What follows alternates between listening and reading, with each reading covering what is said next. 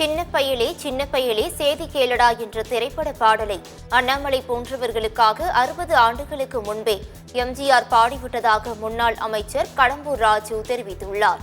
தூத்துக்குடியில் செய்தியாளர்களை சந்தித்த அவர், அரசியல் நாகரிகத்துடன் எடப்பாடி பழனிசாமி பேசி வரும் நிலையில் அண்ணாமலை தரம் தாழ்ந்து பேசி வருகிறார் என்று குறிப்பிட்டார்.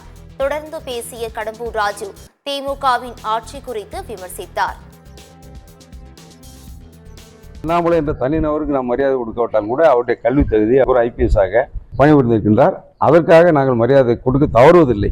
ஆனால் அவர் தன்னுடைய தரத்தை தாழ்த்தி கொண்டு அண்ணன் எடப்பாடியுடைய பேட்டியை இன்றைக்கு பாருங்கள், அண்ணாமலை பேட்டியை பாருங்கள், ஒப்பிட்டு பார்த்தாலே உங்களுக்கு யாருடைய தகுதி என்ன என்பது நாட்டு மக்களுக்கு அப்பட்டமாக தெரியும்.